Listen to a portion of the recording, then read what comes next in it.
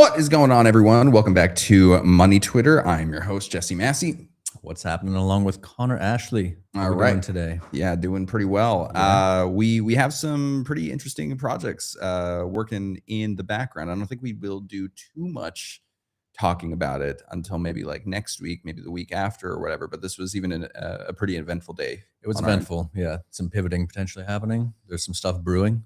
Yeah, yeah. I think we can provide a little bit of a teaser of what it generally is. It's in the direction of the general thinking that there could be more entertainment content in the business space. I think I'll leave it at that. Yeah. You know, you see WAP making a bit of a move in that direction. You see TBPN making a move in that direction. I think everyone's sort of circling around the same point. I think so. We personally have found it absolutely fascinating to be tuned into business as it is. So why not crank up the entertainment value a little bit?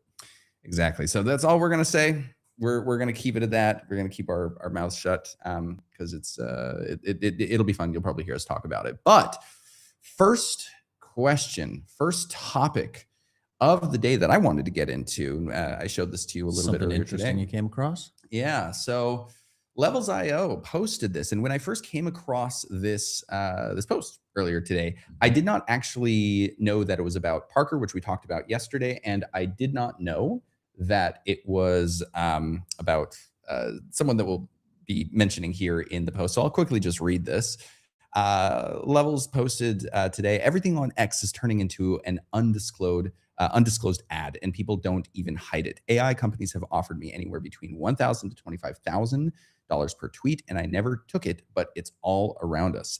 I think because regular ads don't work anymore, and now it's influencers and UGC. So from there, the screenshots that he provides here is this post right here. This is from Matt Epstein, friend of the show. Hot take: AI ad makers are commoditized, and players like Parker will win. Hear me out. AI ad makers like Higgsfield all use the same models: Sora, Veo, Kling. It's 100% commoditized. What no one has solved is the step before: the research, the analysis, and the copywriting.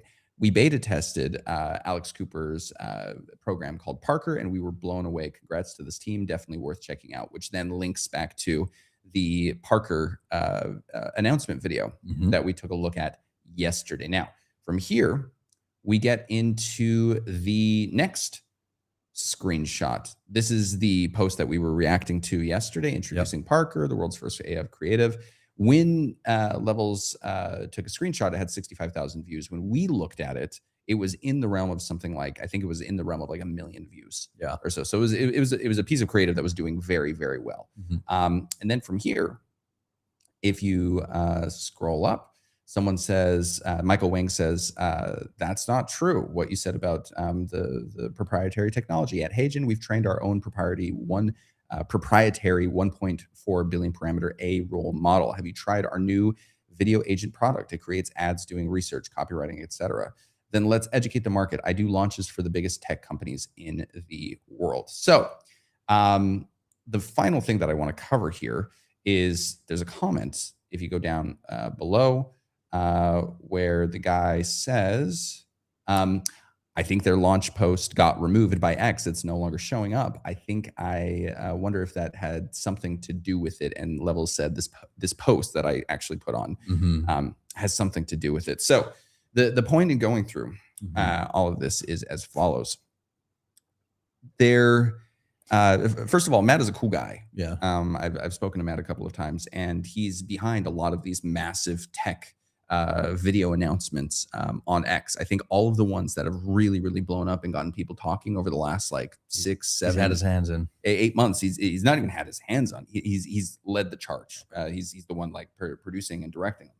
Yep. I think this brings up an interesting point though, because when you run campaigns like this, in order to make sure that you get the reach, you can't just depend on the video by itself to be like a really solid piece of creative and get traction naturally. You have to go to the main thought leaders inside of the industry and say, hey, we'd love to partner with you.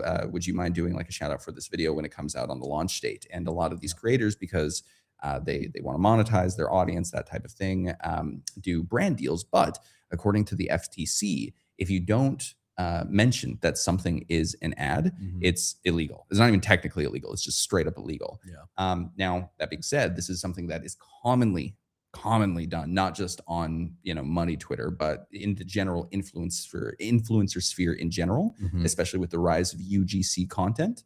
Mhm. But it kind of puts this type of thing in a situation where this Parker CEO guy, this Alex Cooper, likely threw down a pretty penny to get this video out. And then from there, if the marketing campaign is based on a practice that essentially that inherently kind of breaks terms of service, is that a strong foundation to build out the launch strategy on top of? Yeah, maybe not so much. I mean, it's interesting. Yeah, when you look at it, and if you just look at it at face value, it seems like, okay, now it's like all organic content has just been infiltrated, right? It's like how can we trust what's going on out there? Yeah. And the same thing happens in other spaces too. Cryptocurrency space, I know, is massive for this. The amount of undisclosed sponsored, like somebody gets hit up and like gets a bunch of coins or gets paid, compensated basically, and then they start promoting it as if they just naturally stumbled upon it and found it to be the next best play that everybody else should follow them into. And it's not often that case. They were paid for that. Though this one's interesting because I don't know the timing or the sequence that is played out, but I do feel like I saw Matt had actually put out a post announcing, like I didn't maybe see that post, but I guess he did this promo one first prior to doing the one where he spoke about that he was actually involved in the campaign. The first I've one been sitting this on a couple of months, like not talking about it. I think that was the post that I saw originally. Yeah, exactly. That one. Yeah, that's the first one I saw too. Mhm. Right. But Yeah. there he announced that he was involved in the production of it, right? Of the ad campaign for it. Yeah, no, Yeah. I think what Levels ended up taking a screenshot of is not even the most like directed damning evidence. Not that I think this is like damning. Damning is the wrong word. It makes it sound too dramatic. But yeah, it's I think in general companies are thinking that they will just kind of get away with it because especially with the current administration, the current FTC, Yeah. the Things are seeming loose. yeah, things are seeming loose, if for lack of a better word. Yeah. And as a result, I mean, even like CoffeeZilla has come out with a T-shirt that says "crime is legal" kind of thing, just because there isn't a strong belief in the market that the FTC is going to come in and really enforce stuff like this because they're pro growth, they're pro, just like basically scale at any cost type of thing. That's the general feeling in the administration, but. It is interesting that the FTC did not step in on this particular one. It was X and their terms of service that stepped in, which is kind of funny that this is where X chooses to step in compared to like the other things that they could probably step in. Yeah, there's some other things they can probably limit. I mean, I'm not saying let's go do that, but yeah. And then, but that relates to what we spoke about the other day, right? About the ads, the seriousness of the ecosystem, about ads on X not working, not converting, right? So then if they're not converting and you're actually putting money towards ads, it's like, well, you need to find another way, right? And then you want to go the influencer route or you want to go the KOL, right? But when you're talking these KOLs, it's like, it seems the most natural, of course, when they don't announce that they've been sponsored. Yeah. It is interesting how much putting hashtag ad at the end of like the caption of you shouting out this brand hurts conversion though. Yeah. Even with like my influencer stuff and people, colleagues of mine in the influencer space, when it says hashtag ad, all of a sudden people completely check out. Yeah. And I think that's the general sentiment inside of the market in general, just because everyone is getting to a place where nothing is real. And this isn't just in the realm of like choosing to buy stuff online. This is in the realm of politics. This is like everything. Everyone kind of understands that nothing is real at this point. Yeah. Which is a big reason why I'm kind of talking about the media mafia, which is Matt Epstein's group with Josh Suggs. A big reason why street interviews are doing so well, for example, because if you walk up to someone and you just hand them a product, and you're like, hey, what do you think about this? And you get like a real response in the moment. Yeah. That's so much better than doing a UGC campaign where you're paying a bunch of creators to be like, this week I tried this chocolate bar or whatever, and it like tasted so good. Let me walk you through it. Like we all know that UGC content is fake at this point. Yeah. So it's kind of interesting. It'll be interesting to see how Matt deals with this moving into the future.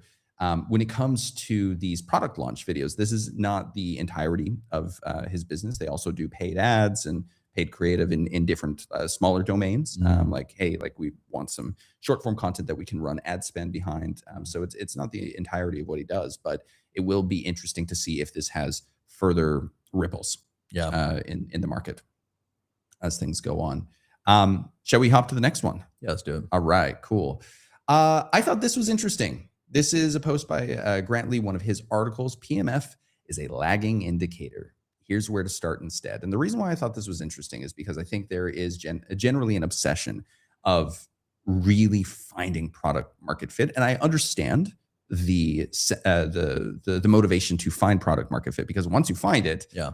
everything else kind of follows, right? It's easier to market. It's easier to sell when you have sort of struck gold and you are promoting a product and you've developed a product that people legitimately like. Mhm. But a lot of the time, when it comes to creating a product market fit and being able to establish whether or not something has product market fit is just a lagging indicator. It takes a while. It's like we were talking about the other day. Mhm. It requires a lot of conversations with people, Yeah. a lot of iteration Mhm. to really kind of figure out whether or not something is working. So again, we're not going to read the entire article here, but the thing that I wanted to pose to you and what you thought, that his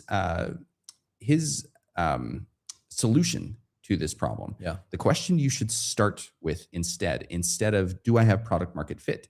Am I developing a solution or a habit? Then he goes into a quote. Habits are recurring solutions to recurring problems, by James Clear. Not all problems are worth solving because not all problems recur. If you Yeah. build something brilliant that solves a problem your user has once a year, filing taxes, booking a vacation rental, etc., you don't have a habit, you have a utility. And most utilities are brutal businesses to start because you have to reacquire that customer every single time they need you. Not impossible, but much harder. Mhm. To build a habit, you need to own a recurring moment Yeah. in someone's day or That's week. interesting. Yeah. Having the orientation there of what your product is, what it is intended to do is to develop the habit, Mhm. right? Create a habitual pattern in the customer that they go back, use it again and again. Yeah. Yeah. I think this goes back to even like Parker, for example. The utility of something like Parker Mhm. is that creative directors are creating ads every single day. It's not like the type of thing where you created some sort of year end overall tracking to all of your social media metrics that they check in with once a year. Mhm. It's not useful. If you can figure out how to solve the problem that people are solving every single day, whether that's in the realm of B2B like Parker or in the realm of, B2C like Tinder. Everyone's trying to date, everyone's trying to have sex, right? Mhm. How can you set things up in such a way where you are owning a recurring moment? Yeah. Totally. Minimum quarterly. Yeah. Minimum Right? And the quarterly. example he gives there is like somebody's doing tax returns, right? Again, if that's like an annual thing, Mhm. okay, great. But then you need to convince them again every single time to work with you, right? Yeah. Comparatively to, I mean, again, of course, unless you sign up like a long-term deal, but for the most part, it's you want something that has the recurring component. Yeah. This next paragraph I thought was interesting too. Most products skip step one. They don't accurately identify the recurring problem. They just identify the problem. They fall in love with their solution before they understand the frequency of the pain. Look at Slack. Why did it replace email for internal communications? Because the problem I need to coordinate with my team right now happens 50 times a day. Email was technically a solution, but it was slow and asynchronous. It was designed for a different era. This actually kind of makes me feel a little bit better about the software solution that I tried to develop last year. I ended up not getting product market fit on it because I think it ended up being something that was best deployed in the political content creator ecosystem, Yep. or maybe even the crypto creator ecosystem. But at the very least, the workflow that I tried to automate was something that happened on a weekly basis. I think I could have taken it a little bit farther and put it in the direction of something that's happening daily. I probably would have ended up with something like Parker, Mhm. honestly, had I like pushed it that far. But I think this is a great way of conceptualizing whether you're again, in B2C, B2B, how can you own not just the daily repetition, but like Slack, own the repetition that happens 50 times a day? Yeah. Yeah. Anytime somebody thinks about doing XYZ, your app, your service is there, right? Yeah, exactly. Shall we hop to the next? Yep. Alex Lieberman, do you want to read this one? Yep. So Alex here says, I drove 5 million impressions this month. My co-founder drove 4 million impressions this month. My engineer drove 1 million impressions this month. And it's all part of the plan. When we started 10X Labs, we had a belief that we could speedrun a more relevant brand than any massive consulting firm by building a media company on top of ours. And really quick before you go on, just to give some context. So 10X Labs is an AI powered consulting company. Yep. They're kind of trying to, from what my understanding is, they're trying to essentially like replace things like McKinsey type of thing. So continue. Sorry. In that section. Yeah. So, and it's working. Yep. Nice. And it is working. So Alex, we do 0 outbound sales. We're at 17 employees and we'll be at 150 by year end. We're working with F500 clients 9 months into business. We have partners from McKinsey and engineers from Meta applying for jobs. We're totally bootstrapped. Now, this is just the start of building an AI media where employees are creators. Creators are paid like salespeople. Leaders come for info and tools to stay relevant in a post-AI world. Our bet is simple. In a world where the cost of intelligence approaches 0, the value of trusted distribution skyrockets. what are your thoughts? What are your thoughts? Okay, I'll go. I think this is interesting. I think, a couple of years ago when I first started getting into digital marketing, I was starting to think about, mostly in the realm of classical music, because that's where I was coming from. It was just the very beginning of whether or not a classical musician was better able to book concerts for themselves, especially if they were a soloist, in the event that they had a lot of followers online, and whether or not they could negotiate higher rates for the shows that they played. And the reason why I was playing around with that is because there is this general idea where if you can bring a lot of the attention towards whatever it is that you're doing in the real world, let's say the orchestral environment, it's kind of irrelevant whether if you're playing with like the Berlin Philharmonic and your followers end up buying a ticket to that concert because they're in Berlin that weekend. That's kind of beside the point. What ends up happening as a result of Berlin Phil hiring, let's say, Ray Chen, who's a famous violinist who has probably the most followers of any violinist on social media, is when he plays with Berlin Phil gets all of that extra distribution and attention, which makes the brand of Berlin Phil a lot stronger. And in the context of like classical music or something, especially in Europe, all of these orchestras are have state subsidies. That's how they exist. Gotcha. Right. So it's not like they're looking to really be profitable in the first place. It's like they can be, and some of them are. Yeah. But in fact, I actually don't know if they are. Now that I say that out loud, I don't know if they are. But they exist sort of as like art museums. Art museums are not there to be profitable. So the way that this applies here is, again, this is an idea that I've been playing with since 2020, and it seems like founders are getting to a place when they hire someone on their team. Yep. It's not, hey, can you do the job generally? It's, hey, are you going to be posting on a daily basis? Not because I force you to or I require you to, but because you really believe in the mission and you're really proud of doing this, and it boosts your social status. And are you good as a creator as well? Because if I can employ, like you said, they're at 17 employees right now, and they're going to be at 150 by the end of the year. Yeah. I have 150 influencers inside of my company that can boost the brand. Yeah, it's influencers, but it's kind of founders almost even. It's not the founder, but I mean, you're bringing everybody on and having them start to interact in a way where like they have ownership of the company, and they need to do, as it sounds like, they're going to need to start playing multiple roles and contributing more than just what a typical employee would have prior to kind of the state we're in right now, where it's like, hey, okay, cool, you can do that skill, but if somebody else can come in and do that skill and have a social media following and bring more eyeballs and like you're hired, convert people, like obviously that's a more attractive person to have on the team. Yeah, right. 100%. I think that the immediate thing that comes to mind here is if you are the type of person who's maybe not great at being a creator. Actually, let me ask you this. Here's a hypothetical.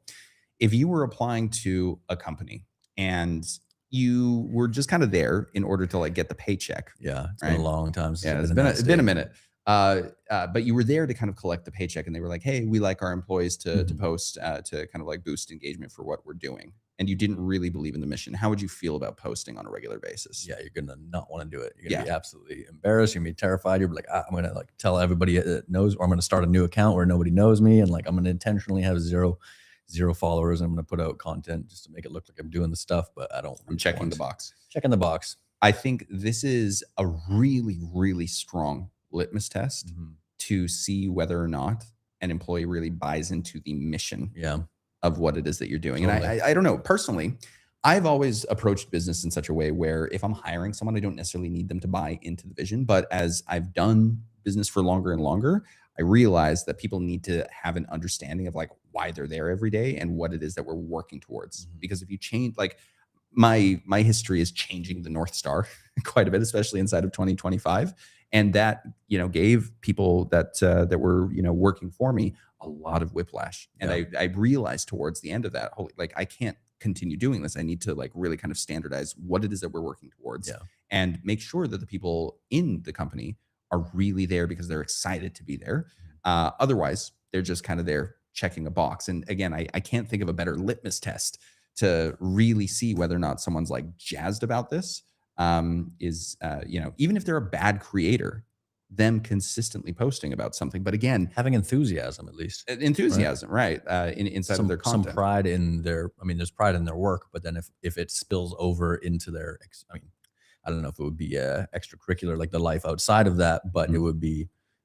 It does in a sense because it's your content, it's your personal brand, it's your identity of who you are, and like making more of a claim of like here's who I am and like the work that I'm doing. Right? Mhm. Yeah.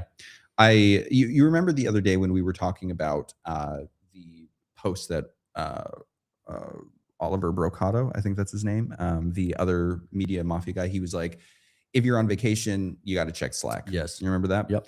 Again, this is the type of thing where if you're not really bought into the mission and you're not bought into the organization, Yeah. you're going to hear that from your boss and you're going to think to yourself, how about you fuck right off kind of thing.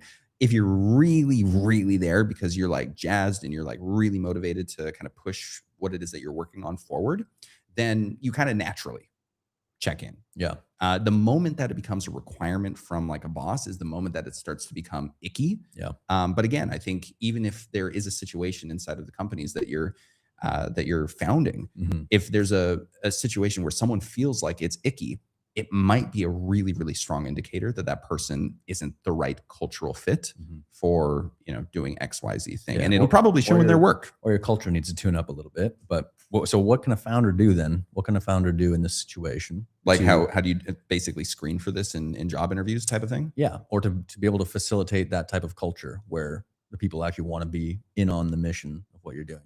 I mean, first of all, the second part is a little bit harder. I think when you are founding a company, you really kind of got to love what it is that you're doing and or be excited about what it is that you're doing, because if you don't, you're probably not going to do it for a long period of time and you're not going to be profitable and you're not going to get other people excited to join the company. So I think the founder themselves kind of already has this baked in. Yeah. It's more a question of how do you get people to buy into that operationally below you.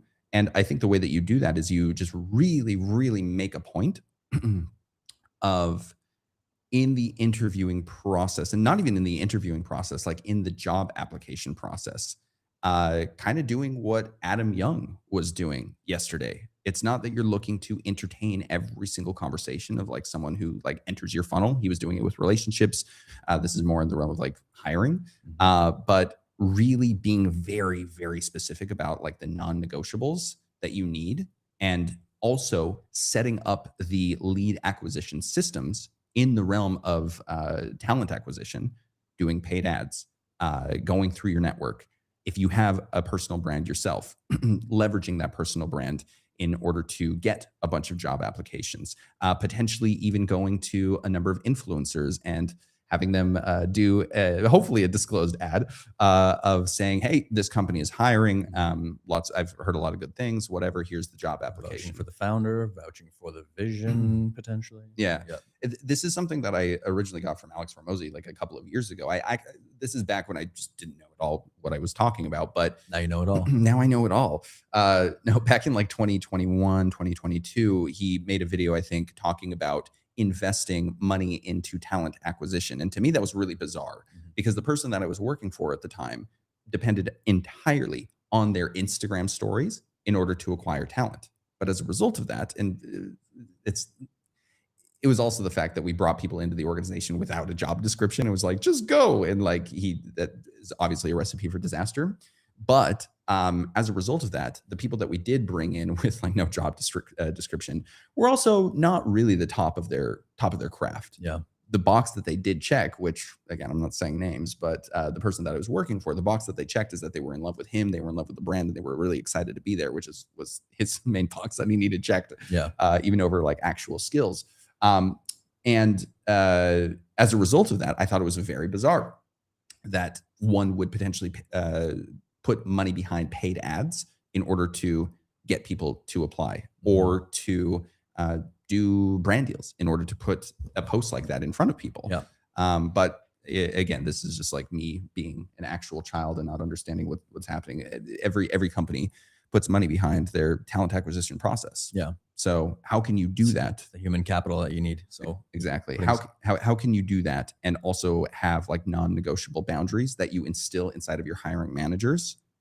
And I think this is one of them. And it's not for the purpose of checking a box. It's for the purpose of seeing whether or not the person is operationally bought in to what it is that you're doing. Because again, if you can get that, and on top of that, if you really like care about their well-being, about their growth as like just a person outside of like a professional context, you have someone who will give you their best work. Yeah.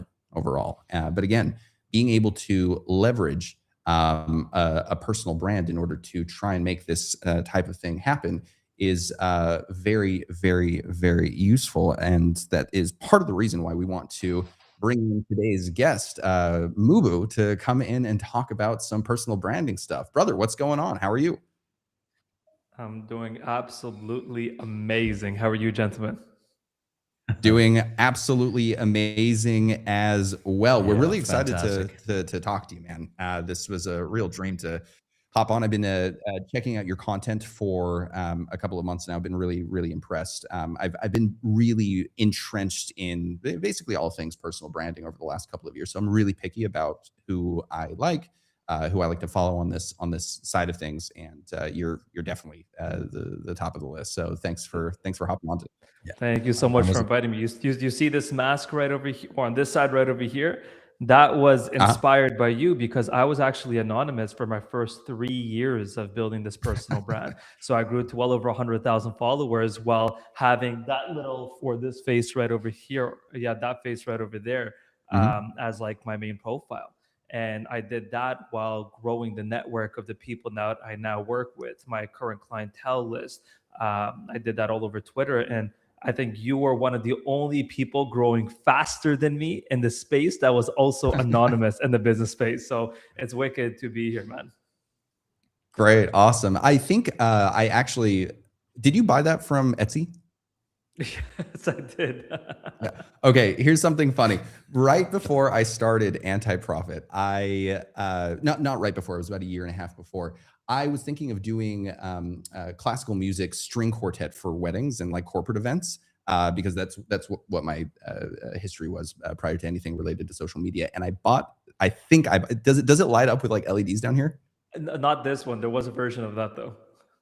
Okay, yeah. So I think I own 2 of those actually back in Salt Lake City.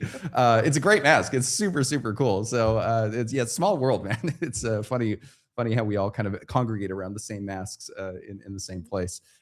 Well, listen, do you want to take the first question? Sure. Yeah. Let's kick things off. Just really quick, Mubu. We're gonna run the conversation in 3 phases. The first, we want to get to know about what you do, what your service is, which Connor will get into. From there, phase 2 is going to be almost like we're on a bit of a sales call. I want to throw some questions your way and kind of see what you have to kind of objection bust, that kind of thing. And then phase 3, it will transition into larger meta trends inside of the industry that you've kind of been seeing both recently and over the last couple of years. And we'll go that way. Does that sound good? Absolutely. Let's do it. Nice. All right, Right cool. on. Connor, take it away. Yeah. So Mubu, you've got a fantastic data set right now, right? Like you have raw access to a good amount, a healthy portion of 7 to 9 figure founders, right? And you get to see what's winning, what's not working inside of the actual content pieces for amplifying their personal brands. And what do you see that they're doing that is or isn't working comparatively to what people out there who are doing more, some of the more normal marketers are doing that just doesn't match up, right? The things that your guys are doing that just lets them take off on another level. For sure. I think it all comes down to sophistication right now. The market, especially our market as marketers, we control what the world sees. So I believe that we are moving faster than anybody else in the space. With that being said, we have to catch a trend, own that trend, ride that trend, and it's dead in a week's time.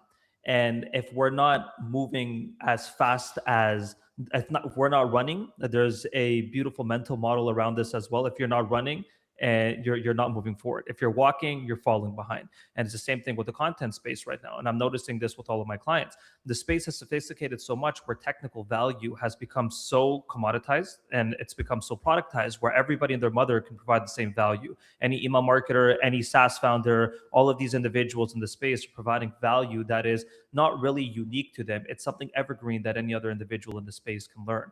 What differentiates some exceptional founder currently right now is their ability to be transparent and raw with their audience while marrying the trending content styles that are working in the space. What does that look like? Well, I'm looking at these founders sharing insights and opinions into something that they truly believe in. For example, there was a SaaS founder who talked about or an ecom founder talked about, hey, I just met another ecom founder that does $50 million and he took home 100K. And it was mind-blowing. So I went to my clients and I said, what is your opinion on this? A couple of them completely agreed, saying that this is normal practice during the first few years of ecom. And other ones come in, this is atrocious, this is disgusting, this should never even, you're better off working a 9 to 5 at this point. And they're coming in, giving their opinions, and it's matched up with trending content styles that are currently working right now. And that's been the dance of content right now. How can you infuse your opinions, your thoughts, and your transparency and raw, true opinions, which like you do, Jesse, very, very well, and mix that in with what's trending in terms of content styles? I think every platform right now is really optimizing to become the news of their industry, right? Whoever is up to date within their industry. It doesn't have to be social, political, economical news. I'm talking about e-commerce news. I'm talking SaaS news. I'm talking founder news, right? Whatever's trending in your space right now. If you're the one who's providing unique insight within the news of your industry with a trending content style, you're unstoppable. That's been the most evergreen, predictable content pillar that we've been following throughout the past few years. Yeah. Have you found that in that sense then that some of the counterintuitive like hooks will be things that maybe stand out more that work really well? I think that there's two types of terminologies that a lot of people don't understand when they're creating their personal brands.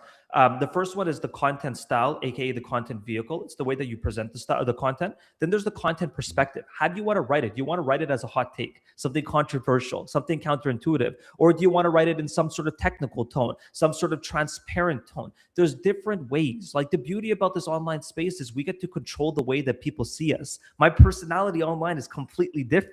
I flew my team out to work with us for a weekend, and I'm acting like a complete buffoon with them. They're like, I've never seen this side of you online, right? But I get to control it with the content perspectives tied that into my content vehicles, and it's how my audience now perceives me in any way. So controversial takes work phenomenal, but if you build a brand solely off controversy, there's some massive accounts on Twitter who've completely regretted it. Nick Huber being one of them, who talks about rage baiting constantly. He's rage baited phenomenal people, and gets a great engagement, talks business advice, but to this day still regrets it and talks about it publicly, saying that overly doing it led to fewer sales than he wanted it to become.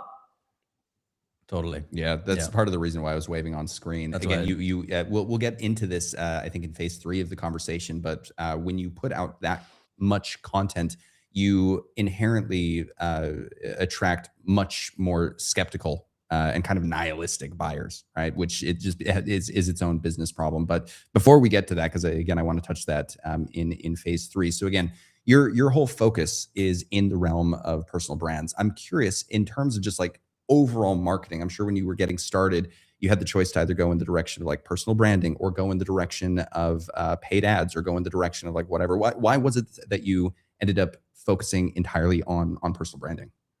So back in when I was 16 years old, I was on a lot of forums, Hack Forums, Black Hat World, and Warrior Forum. These were my life. And I found a software called Mass Planner. It's basically a software where you can run 1,000+ Instagram accounts simultaneously to repost, and it was a full automation, right? Repost other people's content, like other people's content, follow, unfollow, everything automated. So we had proxies connected to 3 accounts. Those 3 accounts were like Lamborghini lanes, Audi accounts, golden retriever accounts, food accounts, travel accounts. And I'm like, hey, I own a big audience now. Things are working very well. I had some clients come in and I said, okay, why not start an e-com brand? Started an e-com brand. I'm like, let me go ahead and start pushing it. Nothing happened. It completely failed. And I started questioning. I'm like, what are we doing wrong with this entire thing? So a few years passed by. We're still growing our other companies. We're doing paid ads. Paid ads, we're doing phenomenal. We're learning emails, CRO, all those details of the online world. And 2020 hits, I decided to leave that partnership. I was a kid at the time. I was working with a different partner, and I decided to come back to Canada and start this Wizard Ecom profile just to share what's working for me just in the background. I saw a few accounts in the space doing phenomenal, and I'm like, hey, I have some experience now. Let me just talk about what's going on. So I started doing it. And within just a couple months, I started doing 5-figure months very quick, just off of this personal brand. Even though my face wasn't 100% out there, I was connecting with people. I was building relationships. I was getting people to believe in what I believe. And I started jumping calls with 8- and 9-figure founders, giving any sorts of insights and advice that I could give to them. And I said, hey, this is working very well. So I decided to tie that in with an agency offer, a done with you version of the offer as well. And within about 1.5 years, 2 years, it started like consistently doing 6-figure months. And ever since then, it's never dropped below, which is really wicked. So I noticed that, okay, you can have attention, but attention without trust is you're operating in the attention economy. And the attention economy is a completely futile,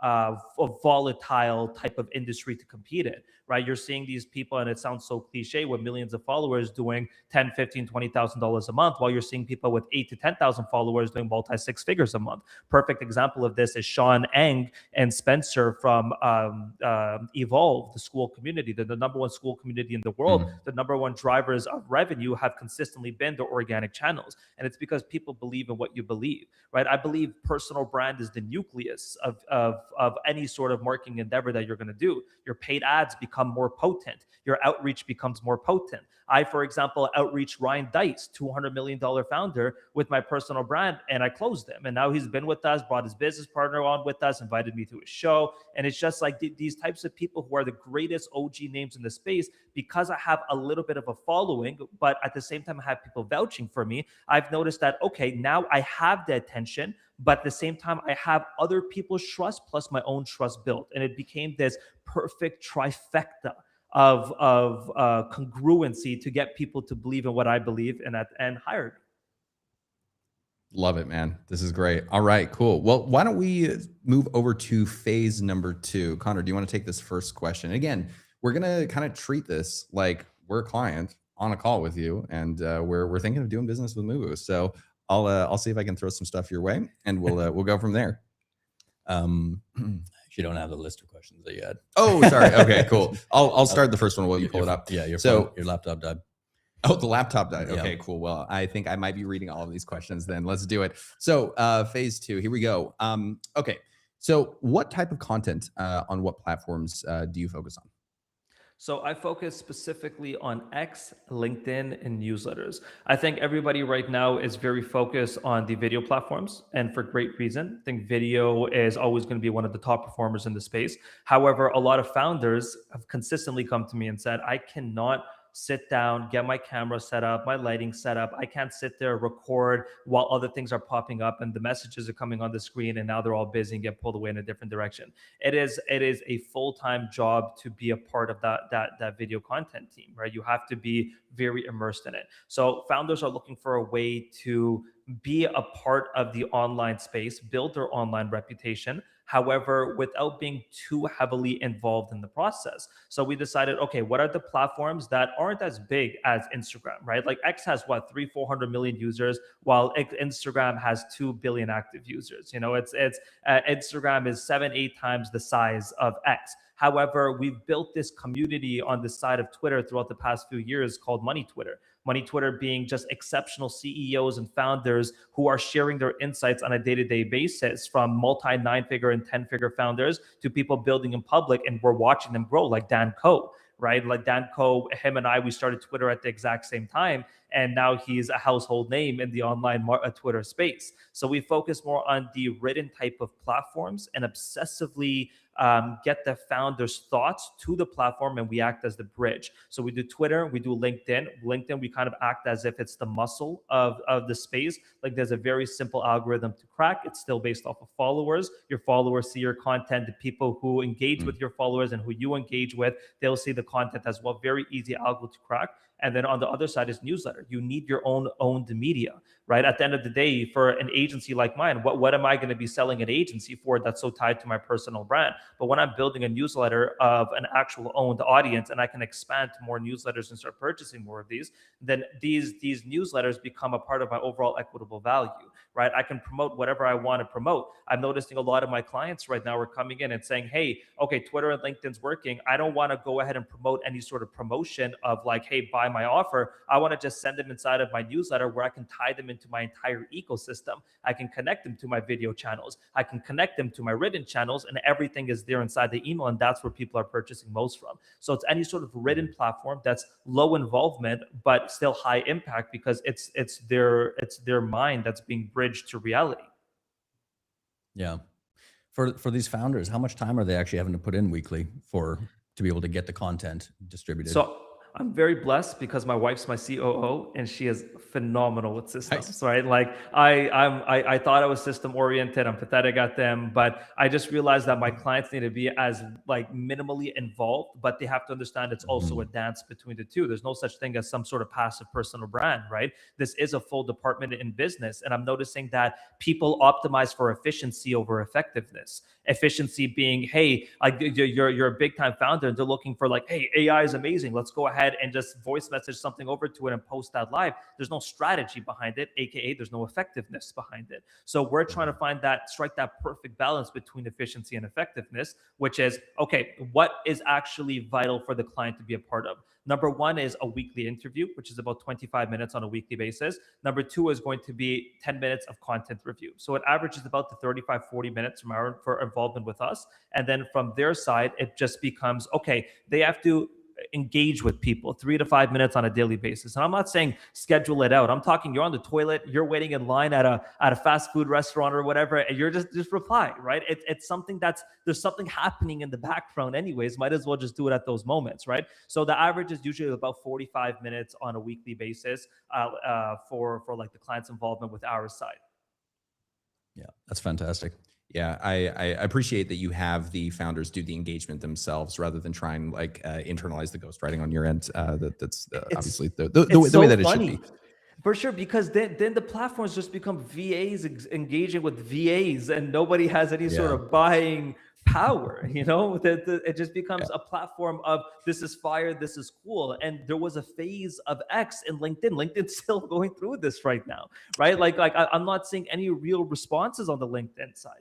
And because of that, there's no big decisions that are being made. So now there's different narratives that are being pushed. The big narrative is like, hey, a founder needs to be involved with their personal brand. Founder-led marketing is so important. Building in public as a founder, really joining something called key conversations. Why is the CEO of Netflix going all in on Twitter right now? Why is he 30 days ago hopping into the platform, posting day after day, and with no ghostwriter? He's engaging, he's joining the conversations that are trending right now, and he's giving his opinion. Yesterday, he tweeted out about team leadership and team structuring. Imagine paying for the CEO of Netflix thousands and thousands of dollars, but this guy's posting everything online right now.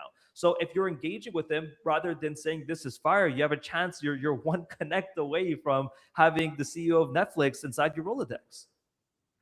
Love it.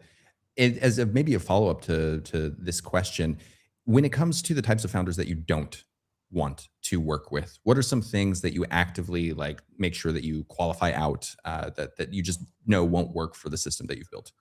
I think the biggest thing is, and we'll go in depth in the system too. I think it's a very interesting system on how we're leveraging it with AI and all as well. But I think the biggest issue with the types of founders that we don't work with is they're boring.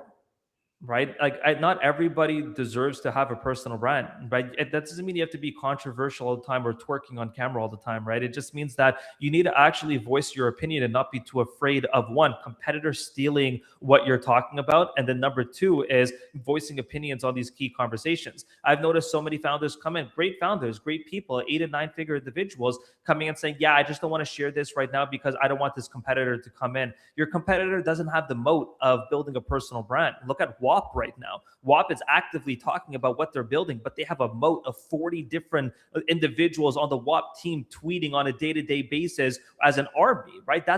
Would you rather be that with that moat, or would you rather hoard all your information to yourself and say, I want everything for me, and only tweet out some sort of generic information within the space? It is absolutely critical. It is absolutely non-negotiable, like you're brushing your teeth, that you have to be joining these key conversations within the space. So that's number one. You can't be boring. You have to voice your opinions. And I think the next one is are you looking at this as something passive? Are you looking at this like there isn't going to be involvement? And are you looking at this like it's going to get you results in 30, 40 days? You know, no one's taking your personal brand away from you in 6 months. There is no end clock with a personal brand. When I started building this, I was looking 6 months down the road. In 6 months, I'll be making this amount of money. Now I don't even remember the amount of months or years that I've been building this, and I won't stop. The same way that I want to connect with people in real life, and I take them to coffee shops, or I take them to dinners and we chill, I network, I can find investors, or I can find new clients or find new friends. It's my physical reputation. You also need a paralleled version of that, but for the online space with a little bit more amplification. You have a little bit more people who now are seeing you, but it's just a parallel mirror of your personality and your reputation, but now online. Your personality and your reputation is not going to be taken away tomorrow, God forbid, unless you pass away or something, right? But like otherwise, like you're going to be, it's going to follow you till the last day. That's what your personal brand should be as well. So if you're looking at it as like it's a super close money source and I need to make this by the end of next week, then don't even bother building your personal brand. Mm-hmm. Yeah, it's something clearly that spills over into every other aspect of your life, right? Yeah, totally. Personal brands. Yeah. I think as a follow-up question here, if I'm basically handing over a lot of the content creation process to you, your team, that kind of thing, and the expectation for me is to engage. My worry here is that your ghostwriting might not sound like me, because at the end of the day, it's really hard to really nail ghostwriting in a way that's believable for the person that you're working with. How do you guys deal with that? Okay, so I think there's a few parts to this answer. The first part is playing by the rules of the game. When you're playing chess, you're not going ahead and making up your own rules. You have to go and abide by every single position's rule book and how to play. There's different moves, different maneuvers, right? We cannot change the rules. The rules of the game in this space is there's trending conversations and there's trending content styles. You cannot go ahead and make your own rules and expect phenomenal results, right? That's the first part of things. Number two is, okay, there's this concept of the paradox of automation. To automate anything, there's a little bit of upfront work that needs to be done. If you're trying to automate your entire business right now, what are you working on? You're creating systems, you're creating the SOPs, you're hiring the right people, you're creating the job descriptions, etc. But it's a lot of upfront work for something to be automated down the road. Say very, very similar with your personal brand. You're hiring someone to bridge your mind to reality, which means if you're not coming in and giving constructive criticism and feedback within the first few content batches and saying, guys, I love this. This is me. Guys, this isn't me. And we're coming in and challenging it, and we're sparring with you on a mental level and saying, this works, this doesn't work, here's why we're doing it. And we come to a common ground. That should be saved on your brain. So you have Jesse's brain, you have Connor's brain. The brain is a sheet that should be updated on a week-to-week basis with all the feedback that you've ever provided, and with all the content winners that have ever worked, and all the content that has never worked on your account. And those are all saved on one sheet and should be referenced every time content is being created. So that's what we do on a week-to-week basis. After the first interview, where we learn everything about the story, the experience, the offer of the individual, we create the baseline of that sheet. After the first content batch, when you're reviewing it, we save all that feedback onto the sheet, and the team can physically not move the task to approved until everything has been checked off one by one, where it says, I never want to use this word. My brand name is exactly this. I only could say this specific thing right over here. Those need to be saved. The client brain needs to be created, but it cannot be created again without the dance. And I keep referencing this dance because it is an exceptional founder who's done something great or is building something great, and you're bridging it to a great team. However, you do have to involve that little bridge between the two, right? So I think it's the brain is probably the most important element. The end objective is this: I want to be able to close somebody's eyes. I want to close Connor's eyes, and I want to read a piece of content, and I want you to recognize that as Jesse. Right? I want you to literally come in and be like, I can tell by the writing style, I can tell by the words, I can tell by the tone, right? And if we're talking about like narrative control, right? If we're talking about like propaganda, and we're talking about neurolinguistic programming, if you're able to identify a list of words that you become memorable for, and some sort of mimetic that you're memorable for example, Hormozi has a nose strip in the tank top. For example, you have the mask, right? Like these things become a mimetic that is so memorable. What is a mimetic on a written platform? It's nothing visual. It's the words that you use and the content styles that you have. That's really good. Yeah, no, it's funny. With the sparring that you're talking about, I've talked to a lot of aspiring agency owners, I guess you could say, and a lot of them would be terrified to do the sparring, but the sparring is where you actually pull out the SOP that you're talking about. Without the sparring, like you're just not actually going to get the proper stuff out of your client. Yeah, definitely. And I think the big thing here is it's a positioning thing. How do you want to be perceived by your own clientele as well, right? I'm looking at my clients and I'm telling them, hey, like I'm not an employee for your business. We are a department in your business, which means that we imagine they took the time to build a full-fledged department, create all the SOPs, create all the KPIs, create all the trainings, and then have somebody else report back to them on a week-to-week basis and showing them the winners. We create something called a report card. So we built our own software where we get to see everything that is working in the space, all the competitors of the individual, all the trending conversations, the viral topics, the viral content pillars, the viral perspectives, and the content vehicles that are clearly working and what's not working. And it's presented on a week-to-week basis on a report card. The report card says, here's what's working, here's what's not working, here's a hypothesis for the next 7 days, going back to straight grade 7 science. And then we come up with 7 topics that are trending in the space or based off the winners or the losers, and that's presented to these clients. So now it is a full department in their business. It is people who are presenting stuff, but when they come in and they answer something and it's not as good, we're going to challenge it and be like, okay, no, you said this in a previous call. That means you don't actually agree with this. You're just agreeing because you want to get over with this call now, right? It's it cannot be that passive. We fight back, right? And I think it's important because some people have their off days. You know, not everybody is going to be ready to answer really in-depth questions in the space right now, but yeah, we got to challenge. We always have to challenge. Love it. I think another follow-up question here is, when it comes to the value of a personal brand in the first place, I think some people worry getting into this space that the personal brand that they're building on the project that they're working on right now won't transcend them making a pivot to their next thing. Let's say they're a founder of a large company. There's some worry about whether or not it will pivot into once they become a post-exit founder. And there's also some talk online, mostly in the B2C kind of like WAP adjacent community, I would say, like lifestyle marketing, where there seems to be a bit of a shelf life, right, when it comes to personal brands as well. Without a real reinvention, personal brands run into a place where they become a little bit stale. How do you, number one, do you agree with that assessment? And number two, if so, how do you plan ahead for that? I think it's completely true. I think everything in the space will become stale. I was listening to the Founders podcast yesterday, and I was listening to one with Jeff Bezos.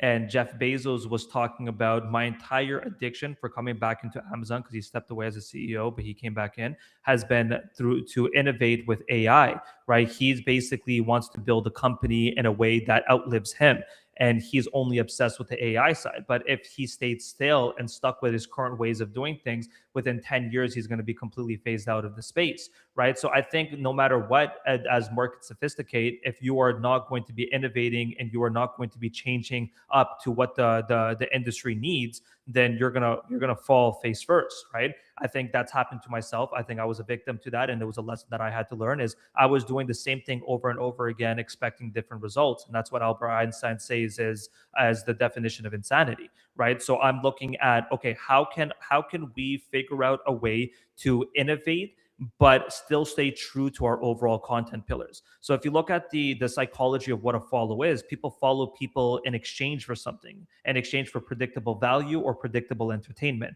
So when I'm following somebody, I want to get that exchange. And if I'm not getting that out of that individual, I don't want to see their content anymore. And then now I'm going to be silenced on every algorithm, because algorithms, what are they optimizing for? Time spent on platform. But if you don't care and you're not engaging with that content piece, it's not going to work. Like on X open sourced the algorithm last week. The last 128 posts that you engage with are the content pieces that you're going to see more of. So if you're not a part of those 128 for these individuals, you're just going to be phased out. So how do you make sure that your content pillars are up to date with what your audience actually wants, especially as a post-exit founder who was building a SaaS and now you've exited that SaaS? Well, at the end of the day, all the individuals, if you're targeting specifically B2B, it's a lot easier because every B2B individual's end goal is an exit, right? It is to have unreal amounts of wealth, and people want to watch you through as if you're a Disney Channel movie, as if you're some sort of story of a hero's journey where they saw you build, they saw you fail, they saw you grow, they saw you exit, and now they want to be a part of your next journey. But now you're talking broader business advice.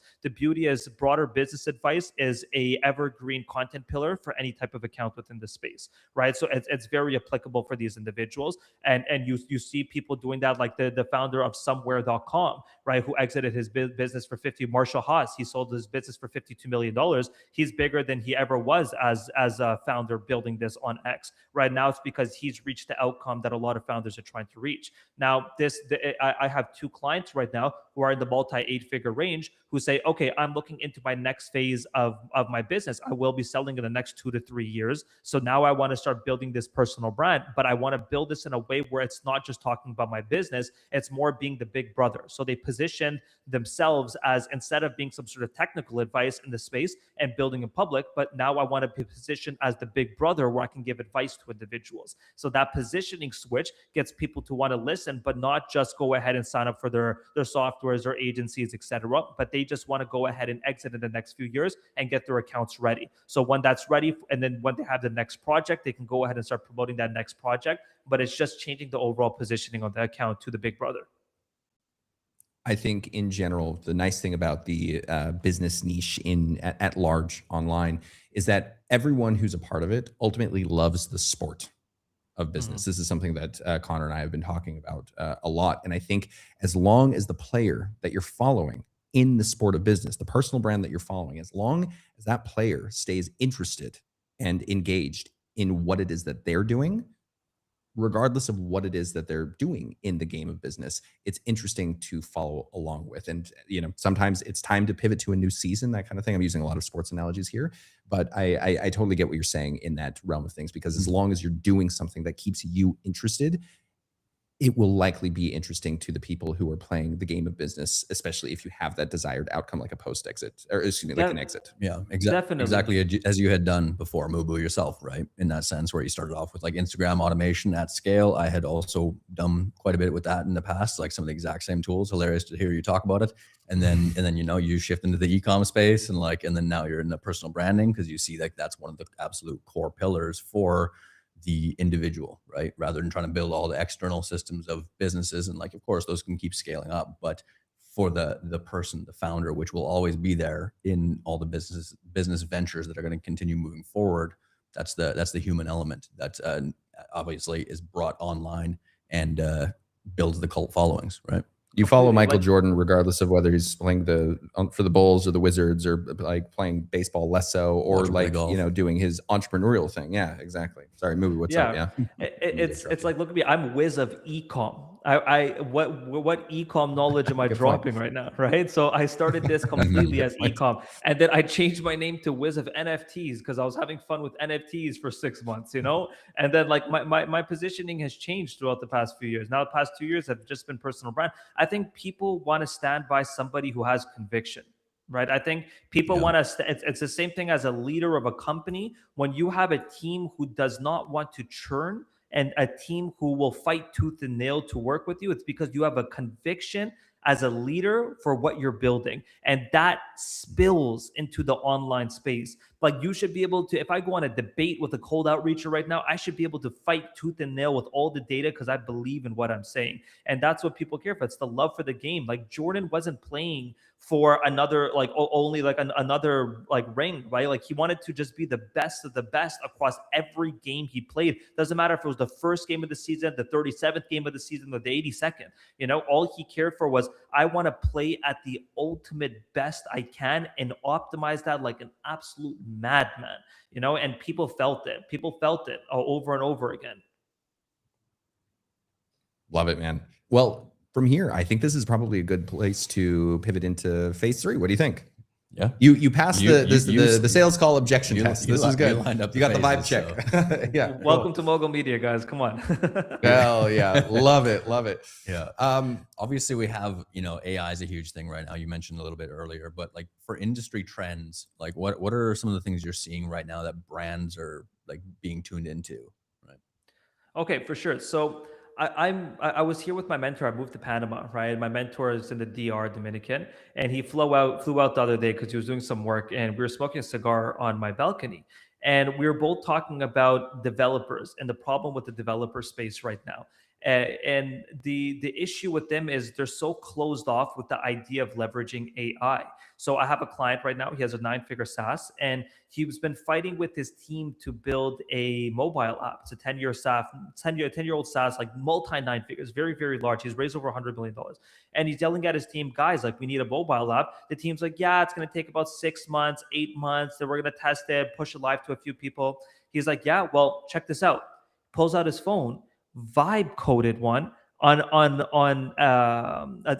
a wait over at an airport, fully developed, everything fully functioning with the integrations that he needed, and he perfected it throughout the break, and then he sent it over. He's like, then what's this? And they're like, yeah, but XYZ. And I'm noticing that there's still so many people that are so closed off to AI right now. And there's so many individuals, like, we do feel early. And I think the biggest thing right now is, who is at the front lines of this space? How can we be in the squadron right behind them while they're testing the annoying, ugly details, fixing up the UI and the journey just a tiny bit for us to come in and start playing in that field? The majority of the tools that we use have been shit. But I'm glad we used them. So we don't have the FOMO of coming in and saying, this is great, this is terrible, blah, blah, blah, I want to try it out. No, we are constantly trying, right? My current lead for our COO's like assistant underneath her, it is an AI architect. Some individual who is consistently going back into our business and saying, here's an inefficiency that can be solved with building something internally that is a massive leverage source for you, right? And it's not just data collection anymore. It's data plus an opinion and an observation on how you can leverage this data to improve the result of the actual client on things that the human wouldn't be able to see. So for example, we fired every project manager on our team. Our strategist output was 3 to 5 clients. Now it's 15 clients is what they can average, and that is the sweet spot. We have our writers. Our writers were writing for 2 clients at a time. They're writing for on average 7. All of these efficiencies have come in through us leveraging AI. So, for example, Claude Cowork. Claude Cowork is very buggy. It started 2.5 weeks ago. Everyone started talking about it. Team immediately took control. Some of our clients have YouTube videos. Our team would go to the transcription of the YouTube video. It would come out shit, right? Or we would use software to download the video, upload it into another software, try getting a better transcript, come out shit. Now Claude Cowork in the background is literally going in with the specific prompt saying, I want you to go to this video right here. I want you to go line by line and everything that the individual said, put it up, and then organize it based off of specific topics, and then put it onto this Google document. And then that Google document is now where the team is going to be writing and cleaning it up. You know, like that simple automation right over there, because of Claude Cowork, has been able, while that's happening in the background, has our team focusing on other things that actually matter. All AI is doing is getting rid of any sort of technical day-by-day grunt work and letting the team be more creative, which is now we're in a race against other creative people. Who the most creative individual is going to win now. And we have to be as creative minded as possible. So that's the way we're kind of leveraging AI right now. It's just, how can we optimize the team's time to make fewer, but better decisions on a day-to-day basis? Sure. I think you, just based on the quality of your work and based on the quality of your team's work, it sounds like you guys are in a nice position now, because I think because all of these tools that you're talking about sort of even the playing field in terms of entry into the market, what is happening is people are going in the direction of quantity over quality when it comes to content, whether this is in the realm of like a video or in the realm of like written content or whatever. And I think the thing that real like gangsters in the space still are able to immediately identify, just like that, sort of like you said, like I have my eyes closed. I know if the person that I'm listening to has something real to say. Like the ones with real taste are the ones that still get above the fray of everyone else, because it's so clear who's using ChatGPT as like the shit copywriter that they're just entirely depending on, and who is using it to supercharge what it is that they're already doing that is already working. Yeah, absolutely. And it's honestly as simple as just blacklisting the obvious things that AI has, you know, like contrast statements, obviously the M dashes, and like anything that's a little bit too polarizing. It's very obvious on how to solve it. But I think the biggest thing here is also the question that you're asking yourself. Like on a week-to-week basis, if you see something that's actually going viral, you have to be able to ask yourself a phenomenal question and be able to answer it. AI is not going to think about your opinion for you, right? And I think that's what people are doing. They're uploading something. What do you think my opinion would be? Because their AI is now trained for the past 2 years on conversations that they had. What I like to do is I always remember what Albert Einstein says. He says if he had an hour to solve a very difficult problem, he would take the first 50 minutes asking the right questions. So when you're seeing a conversation that's doing phenomenal in the space, how can you ask yourself a great question that will incentivize you to want to answer it in a way of your convictions and your beliefs and your opinions? And then you voice message that, upload that into Claude. Claude can go ahead and share the structure of a viral post, share the perspective that you want, and let Claude handle the rest for you. And then you can come in and just do the cleanup process. But like, even this industry, everyone's like people were very worried. I know but it's an objection, but it's a great objection to even bring up. People are always worried about, okay, then in 3 years' time, won't AI be good enough to just handle everything for you? I doubt it. And I think it's the same thing as a chef, right? Like as of right now, all of us here, we probably know how to cook. I can make cereal. I start with the bowl, and then I put the milk, and then I put the cereal. You guys can do it a different way, but we all get cereal at the end of the day, right? But I don't want to do it. Right now I have a nanny who stays with us and has everything cooked up for us. I know how to do something. Doesn't mean I want to do something. I know the benefit of it, and I'm going to continue doing it. Same thing with the content space. Yeah, AI is going to be great, but AI is not going to do your strategy. It's not going to do your creativity. It's not going to do your overall optimization. It's going to give you the recommendations of what you should be doing. You take those recommendations, you implement them, and you're adapting to the fast pace of this world. Now, if everything's changing every 1 or 2 weeks, within the next couple of years, things are going to be changing way faster, right? Like the online world has communities, right? Sean Frank, the founder of Ridge Wallet, says there's 10,000 micro communities in the online world. Money Twitter is just one of the 10,000, right? There's every type, and there's viral things happening in every community that I wouldn't know. It's not the same internet like it was 10 years ago, where one meme would go viral like Charlie bit my finger and everybody in the world knows it. Now something will have 10 million views, and someone will be on cooking Twitter and have no idea what the hell just happened over there. So I think it's critical for us to understand that the space is going to change even more. And AI is going to make a change way faster. It's just we're in the creativity race right now, in the trust economy.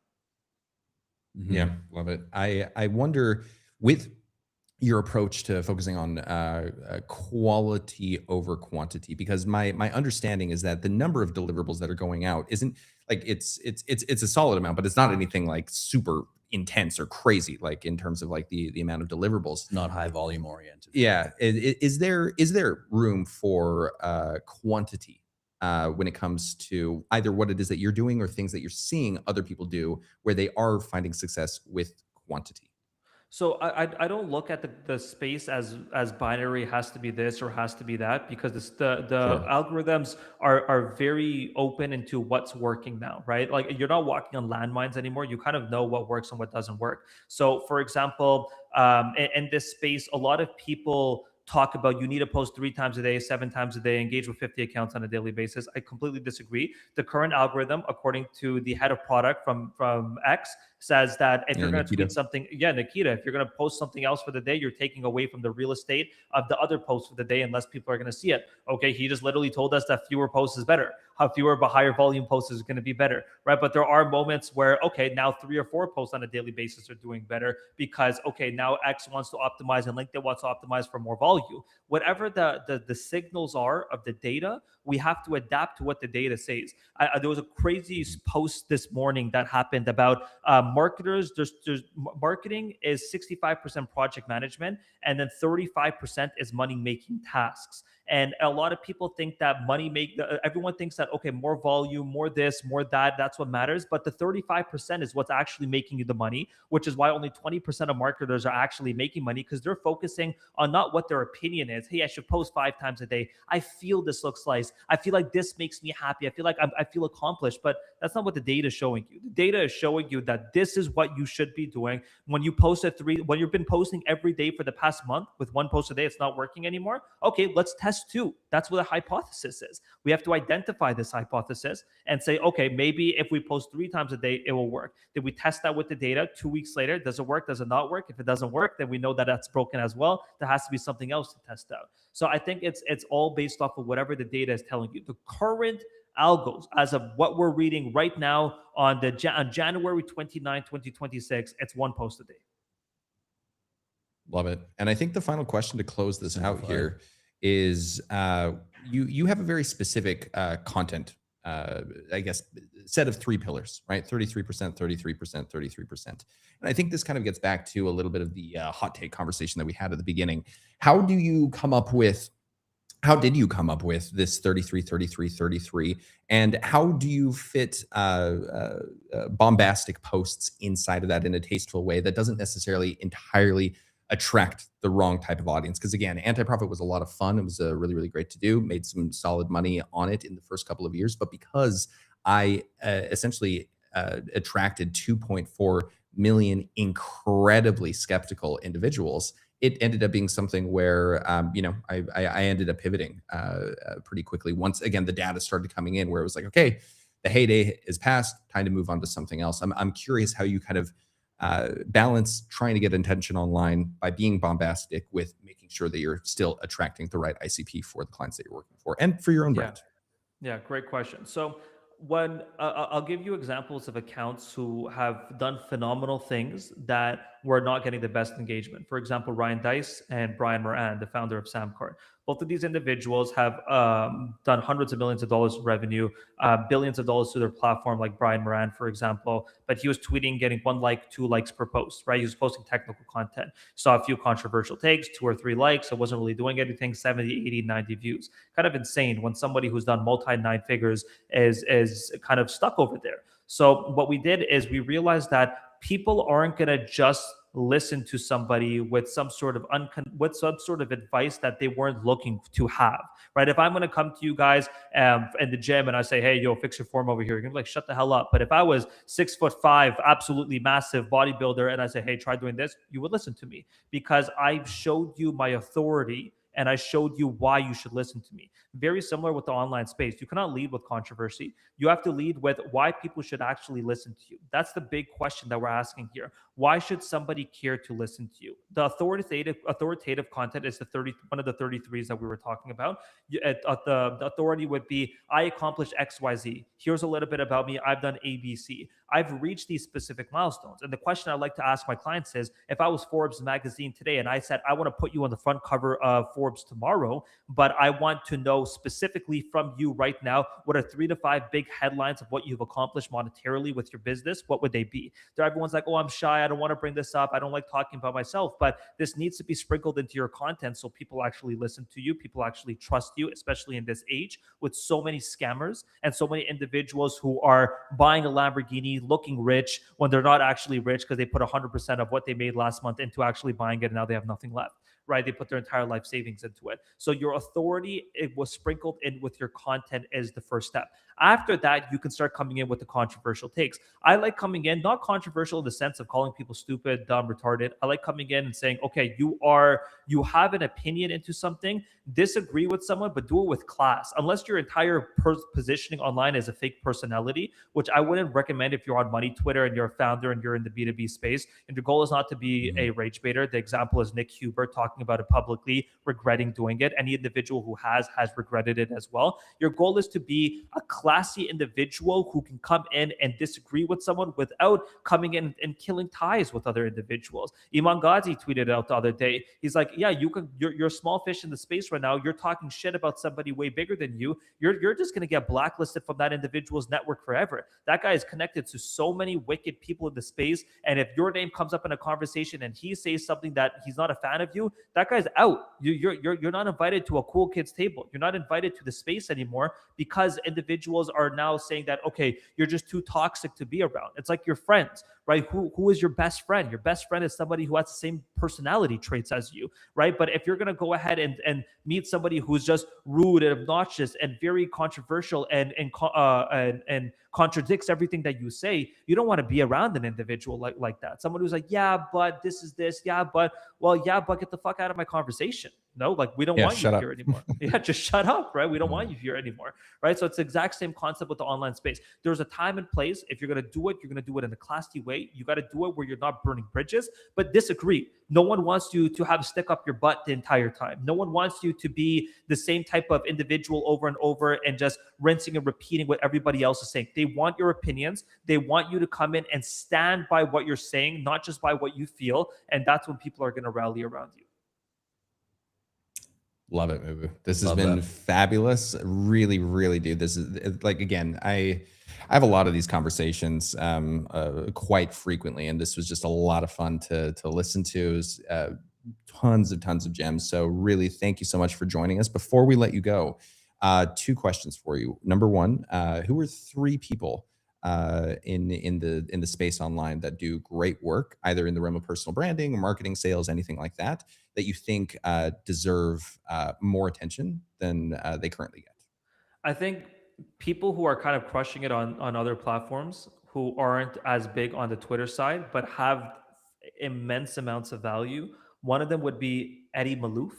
Eddie Malouf, he has a $20 million agency. Probably owns multiple businesses. One of my favorite speakers. I have mimicked a ton of what he's done across my personal brand, across of the way I run my business and my agency. I've paid him for consulting. He's a client of ours as well, but he is just like a mentor of mine. I think his value, even though my team's writing his content on Twitter, I read every single post. We selfishly get to ask him a question on a week-to-week basis during the interview, and we get to learn from it. I think what he's showing you of how to run your business as an 8-figure entrepreneur, how to work your way up there, because you're not seeing agency owners hit 8 figures in a 3 to 4, I mean, a 4 years time frame. It's impossible. I've seen probably 3 or 4 in my entire lifetime that hit that point. E-com, you'll see countless of them do it, but in the agency, it's a lot more difficult. He's crushed it, right? So I think he's number one if you want to learn more about scaling your business. Number two would be Brian Moran, the founder of Samcart. I've never seen such a great storyteller. I've never seen someone come in and talk about billionaire investors, owners of sports team investors, how he got these investors, but at the same time, how he's so deep into the trenches and the weeds of marketing, where he still works with his team to create landing pages, where he's still coming in and showing you the winning data of what works within the space. I've never seen somebody as a founder so still involved without being like taking a step back in the business and just like orchestrating from the top. He's actually in the trenches, getting his hands dirty and showing those winning insights with you. And I think the last one would be Kyle Bigley, the founder of TextCart. He's built publicly like from like 1 mil ARR. Right now he's at 5 mil ARR. End of this year, he'll hit 10 mil ARR. And like some of these people you wish you knew earlier, you know, like some people who are like, who are going to sell their business for 50, $70 million. I was talking to him on Monday. I'm watching greatness unfold here. I'm watching you actually figure it out and create a platform that will be acquired for multi 8 figures to 9 figures. And he's like, yeah, I'm just going with the flow. I'm watching his mind. I'm watching how he books calls with me to learn more about different strategies. I'm watching him just build these things that I'm actually understanding because I'm a part of the same level as he's currently in, and then I'm watching him scale beyond those points. So I think that those are 3 individuals that are just wicked to follow in the space. Awesome. We'll check those out. Eddie Malouf is a lot of fun to check out. I originally came across him on Ryan Klog's channel a couple of months ago. He's been really, really great to watch. The other 2 I'm less familiar, so I'll check them out. Final question: where can people find you online? Anything Wiz of ecom in the online space. I know I'm Wiz of personal brands now, but we gotta stay true to our roots over here. So Wiz of ecom, Twitter, Instagram, YouTube. Hired a wicked YouTube agency, so we're going balls to the wall with the platform over there now too. So those videos are starting to go out this week. Just every bit of founder insight that you will ever need to build your personal brand into an authority. But yeah, man, any platform, Wiz of ecom, you'll find me there. All right. Fabulous. Mubu, this has been a pleasure. Thank you so much for coming on, and enjoy the start of your day. I think it's kind of still morning your time. Yeah. Absolutely. Thank you guys. You guys are absolutely amazing. Phenomenal hosts. Great questions. Super professional, and really grateful for you guys. All right. Fabulous. Okay. Take care. We'll keep in touch. Take it easy, guys. Bye-bye. Cheers. Bye-bye. All right. Cool. Very nice. Founders, I think, are in good hands with him. He's got he's got a competent human touch that he's bringing there. Yeah, that was endlessly fascinating. You know, I was trying to solve specifically his business model, but in the realm of video content last year, and even he just had an answer for everything, man. Like they're dialed in over there, and I think it shows for the types of clients that he's attracting, and even for his own brand. Yeah. And a good space to be in still right now, where we're at, even with the changes in the times and everything we have going on. Yeah, for real. I think most of the time when I'm having this type of conversation about personal branding, I'm usually the expert in the room, and it's just fun to talk to someone who is just like several steps on top of like living and breathing it a little bit more. Yeah, exactly. Yeah. And again, just doing so in a way that is dispassionate and reflective of whatever the data ends up saying and ends up taking them, whatever direction that ends up being. Yeah. A lot of respect for that. And even respect for the ability to hop on a call and challenge your clients, right? I think it just, you end up attracting your vibe attracts your tribe kind of thing.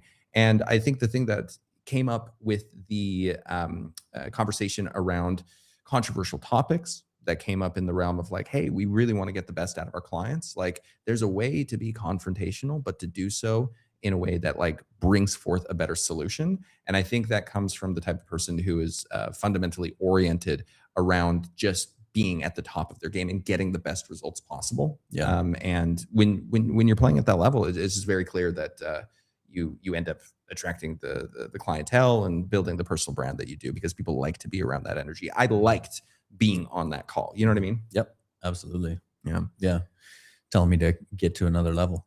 Straight up, straight up. It's time for an upgrade. To step back up. Yeah. Now that I'm back in the game of entrepreneurship and doing something other than living on a little tropical island and minding my own business, now I'm like starting to hang out with other people again who are actually doing business and doing some real things. And I'm like, okay, yeah, it's good to breathe some of that air again. Yeah, Yeah. yeah, coming back online. I think back both of us. online. I think both of us. Yeah.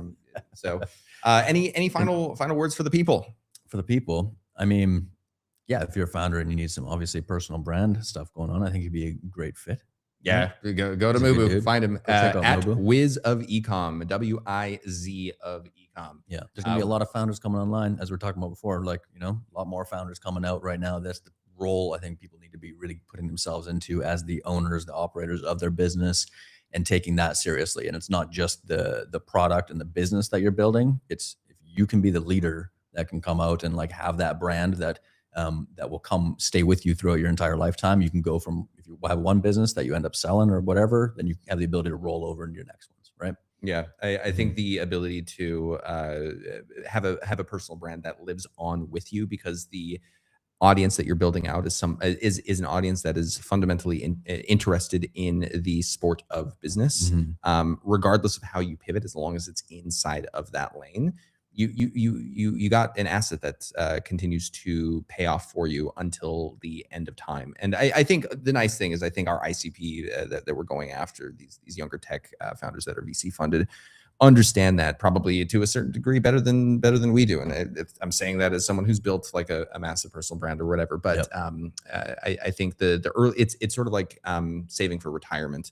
The earlier that you can do it, the more that the returns compound over time. So take it from these old timers who are in their 30s. Start this shit now at age 18, 17, 16, if your parents let you, pre-adulthood. So with that, we'll round off the show. Thank you all so much for hopping on. Again, if you want to find Wiz of Ecom, you can find him online, and we will also list the people that he mentioned in the show description below. But in the meantime, stay frosty, and we will see you in about 12 hours, actually, because our next one is a really awesome guest. I'm really excited. This is a great post-exit founder that's going to be a lot of fun to interview. So in the meantime, like I said, stay frosty,